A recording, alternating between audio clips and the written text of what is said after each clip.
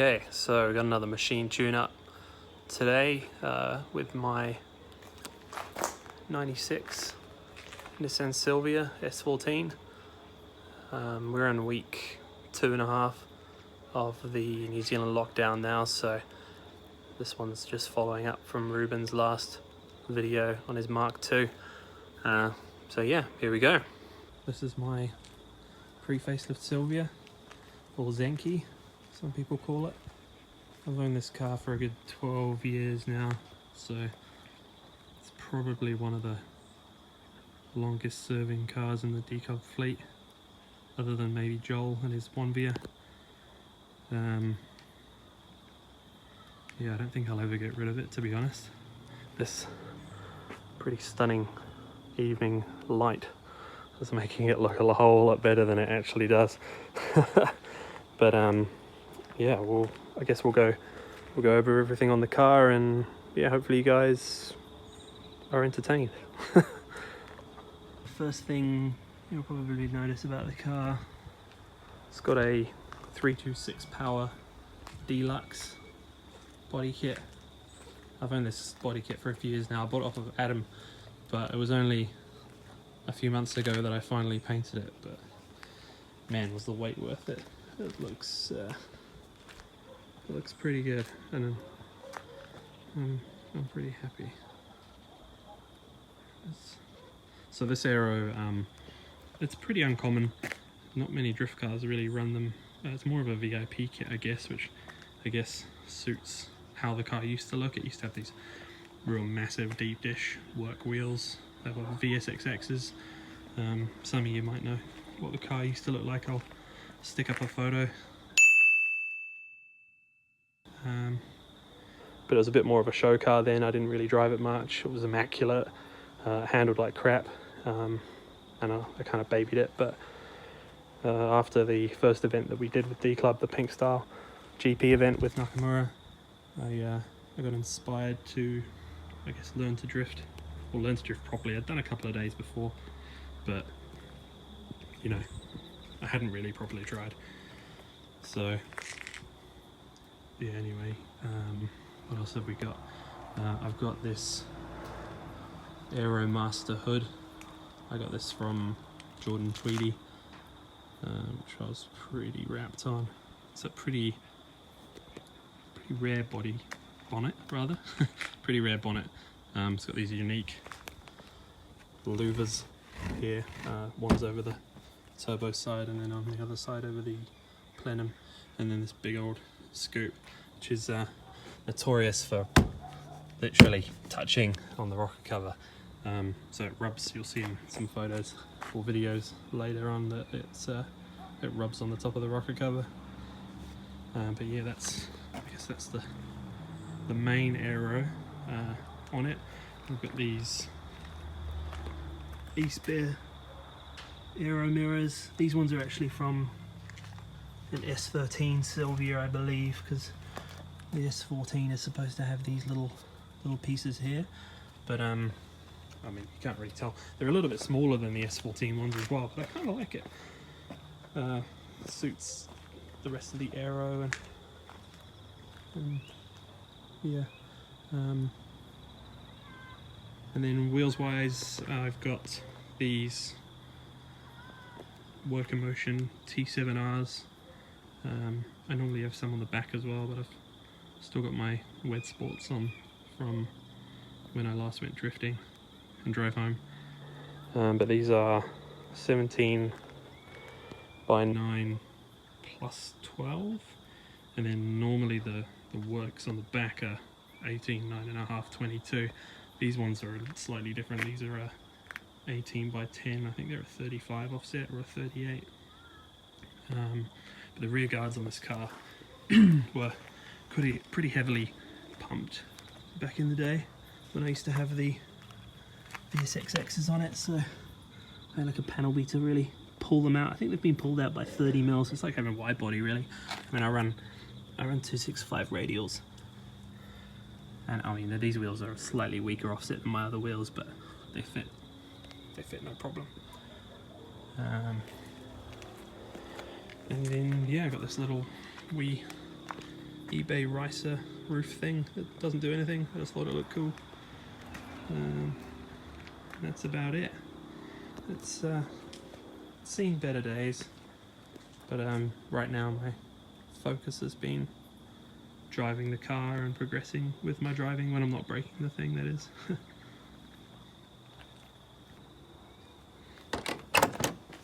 So, on the hood, I'll better go pop the latch first.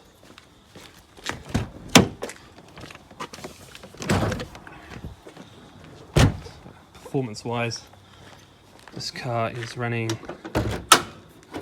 the factory S14.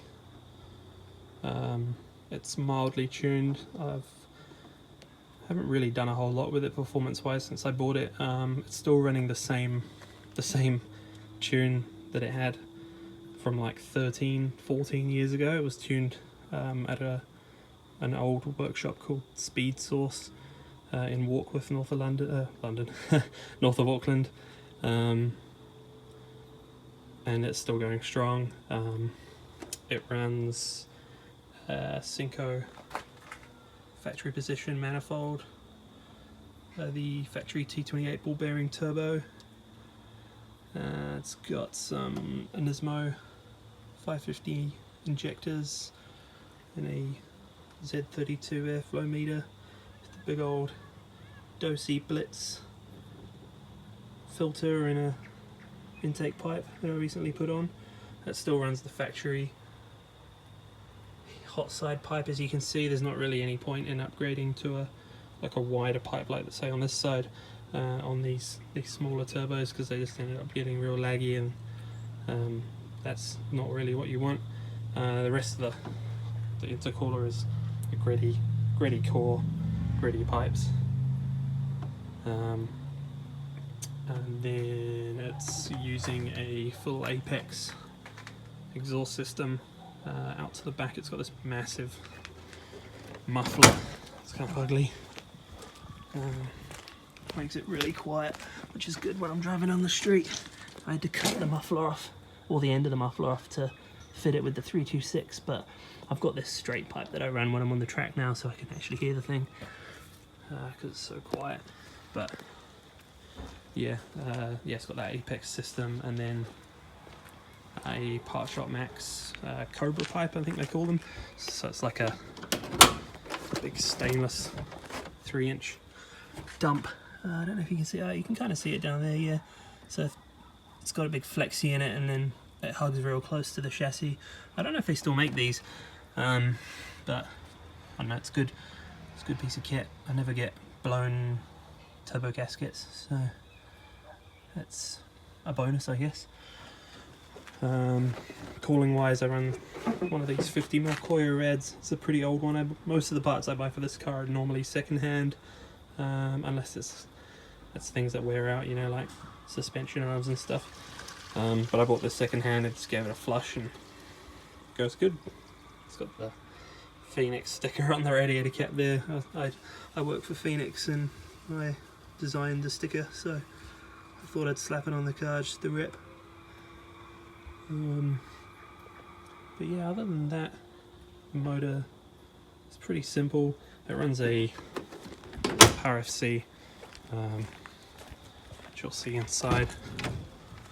It's got the commander there, and the actual ECU buried in the factory position, and then it's got a gritty Perfect B Spec 2 boost controller, so it runs about 1 bar boost and makes around 210 rear wheel kilowatts, so it's about 290, 300 horsepower. It goes pretty good. It's very responsive. It's definitely not the fastest car, but it's really fun and peppy. Next up we got the interior, which kind of, well, I'll turn it off so I don't kill the battery. It's got a pretty similar theme to the rest of the car, really. It's somewhat understated. Bride Zeta 2 with a bit of a mishmash of cushions, which I normally end up pulling out anyway because I'm too tall for the car. It's got this Cusco Safety 21 dash dodger, I think this is called an 8-point or 7-point roll cage. So this is probably one of my favourite parts of this car. I bought it off Joe quite a few years ago and got it sandblasted, got it repowder coated, and put all new fittings, and I spent forever fitting the thing. I trimmed all the interior pieces, as you can see here. It's even got a little rubber edging just to try and keep it looking as factory as possible. Even the rear, oh, I'll just have a look in the back here. I made a jig and then measured 30 times and then cut and got the bars fitting into the rear panels. Just, you know, well, you can, the video shows it really, it's perfect. That's that side, and then that's the other side there. But yeah, like I said, it's probably my favourite part of the car. It just fits so good, it looks nice. It looks like Nissan released it with this roll cage, which is exactly how I wanted it. Factory, no pattern rear seats and factory passenger seat. One day I'll probably change that seat, because I've been taking Sarah for a few rides and she gets ragdolled a bit while she's hanging on. I've also got this Nardi steering wheel, which is, as you can probably see, real beaten up and old, but that's super comfortable to drive with, so I don't think I'm going to change that anytime soon. It's just, you know when you've got like old boxing gloves or like an old pair of trainers that just always feel so good. That's exactly what this wheel's like. The old early 2000s spec Kenwood stereo, which I've kept just because it suits the car really. And the same thing with the super old Apexy electronic boost gauge, which probably doesn't even tell me an accurate reading, but again, it fits the build, fits the styling of the car. Even got the old school Fusion speakers in the front, which I wouldn't mind actually upgrading the stereo, well, the speakers and maybe an amp and stuff at some point, just because these things suck. As far as handling and brakes and that sort of thing, again, this car's very simple. Excuse the poor lighting. It's got these BC Gold coilovers. I put these in back when I used to have it all boned out, and I pretty much just bought them because I wanted it to be really low, but one day I might put some better coilovers in it, but I'm just more focused on learning to drive better now than anything else. As far as the knuckles and that sort of thing goes, it's running old 555 knuckles, or Bill Spear as they were called back then. These are Joel's old knuckles that he used to run in his Skyline in Japan. Factory lower arms. It's got these, you can't really see, but these fancy GK Tech curved caster arms, Part Shop Max tie rods, and then I think they're just factory S14 tie rod ends from memory, and then that's pretty much it for the handling on the front. Factory brakes, factory style brake pads as well.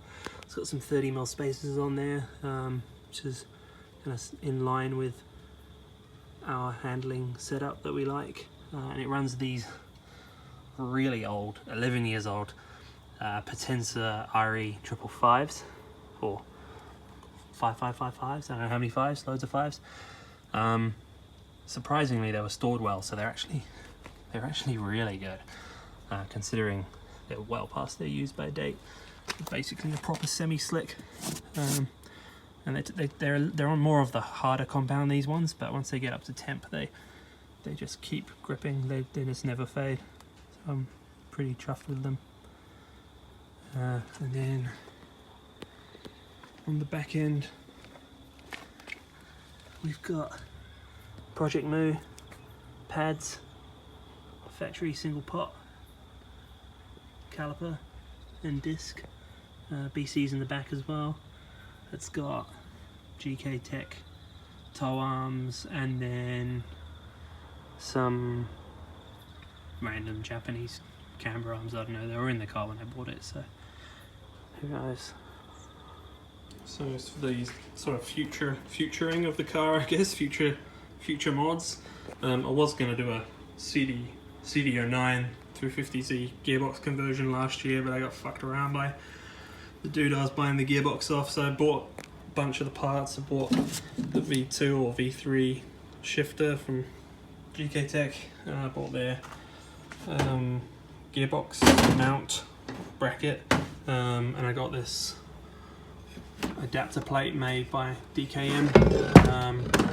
I've got to get a few more bits really, and then I got to find a gearbox. The problem with these conversions here in New Zealand is 350Zs are not as cheap as they are stateside. They're still 10-12 grand for a car, so people expect 2.5-3 grand for a gearbox, so it's not really as cheap of a conversion.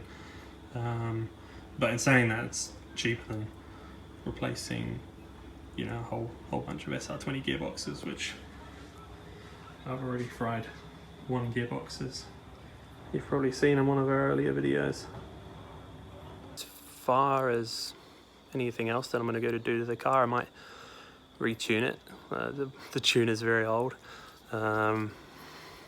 Chuck a mid-mount or a high-mount intercooler on it, bigger injectors, maybe some cams, just push as much as I can out of the stock turbo. I can probably get another 20 or 30 kilowatt, which will make spinning these 265s a bit easier. Later on down the track I might put a bigger turbo and stuff on, but I think I'd need to do the gearbox before I do that, because otherwise it's 100% going to explode every time I drive it. I wouldn't mind putting some better springs in the car. I would like better coilovers, but you know, it's like $2 grand plus for some decent ones or more. Plus, you know, when you add tax and shipping to New Zealand, and right now I'd rather just spend that money on driving, progressing, and then, you know, when I feel like I'm outgrowing the car a little bit, then I can fuck around with it and mix it up and make it hard for myself again. But yeah, that's pretty much it. So, I don't know, stay safe, don't get coronavirus, and see you around.